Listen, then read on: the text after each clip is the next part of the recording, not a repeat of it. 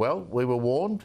Former Queensland Premier Campbell Newman joins us. When I saw that graphic during the week, I thought of you immediately. And when I read what was attached to that research, that, you know, we have to talk about car parks and all of the associated things that go around the stadium, it's not surprising, isn't it?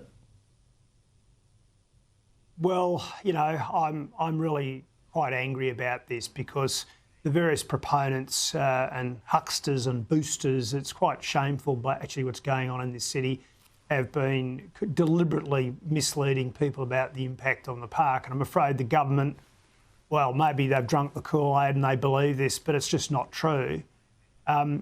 It's probably actually going to be even a higher percentage, Steve, because there are various other bits and pieces that have been left out. That's, you know, so we won't get into the nitty-gritty, but put it this way, it's devastating for the park. And again, I say to the Olympic Committee, you know, you talk about a sustainable games, this just shows your platitudes are exactly that, rolled gold baloney. You're allowing the destruction of Brisbane's largest inner city piece of green space. This stadium should have been going to a brownfield site, or it should have been going to the Gabba. And this work that Dr. Peach has presented is really proof of that, and proof negative of that. It's quite sad to see this continuing on in this way. Has Crisafulli reacted, and what are the locals going to do? I mean, I don't believe that it's possible to stop it. I think this is now a fait accompli, isn't it? That's what it's going to be, and that's where it's going to be. Well, the real politics, Steve, is that probably outside the inner 3 kilometres of the north side of Brisbane, you'd probably find there's fairly strong support, and people just want the Premier and the state government to get on with it. But I can tell you there's growing anger for people in the inner city. There's growing realisation of workers at the Royal Brisbane Women's Hospital of the incredible impacts on them. There's growing realisation of the parents at the number of some very elite private schools, Brisbane Girls and Boys Grammar and Gregory Terrace Catholic Boys School. So people are waking up to the impact of this. But yes, I think the government at this moment is hell-bent. But I can tell you now that the Residents' Action Group have actually got a legal strategy and that has not been made clear to the government yet. And I'm forecasting if that progresses, the government will wish they'd gone for an alternative site. Because people like Dr. Peach and Sue Bremner, who leads the group, they are not going to lie down over this. They're determined to save the park.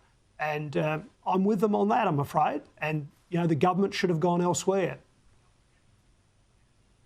Well, this won't make you feel any better, but I remember when, Sydney announced that it was going to build the Olympic Stadium where it did in Homebush. I mean, that was basically a rubbish tip and a chemical dump. I mean, the sort of location that you're saying should have been found for the stadium in Brisbane.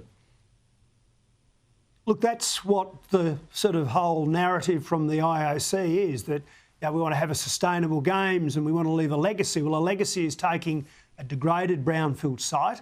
There's a few options in Brisbane, and I've talked previously about Hamilton North Shore, which I think is the standout proposal. But there are a couple of other locations, probably more expensive, and turn something of no value into something of value, but meantime preserve a park that was created 160 years ago for the benefit of people of Brisbane for all time, and saving that space.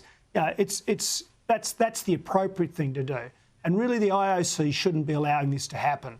And it was quite disgraceful. They were here in the last couple of weeks and they were paraded around, and not once did they seek to engage with local residents, and not once did they actually admit to what they're allowing to see happen here in this destruction of a great public space. And it won't be a wonderful green space at the end of this. It will be concreted over. That's very clear from these realistic renders of the impact of what this stadium actually really represents. Yeah, 100%. Great to catch up, Campbell. We'll talk to you about the developments on that next week. Campbell Newman joins us every Friday night.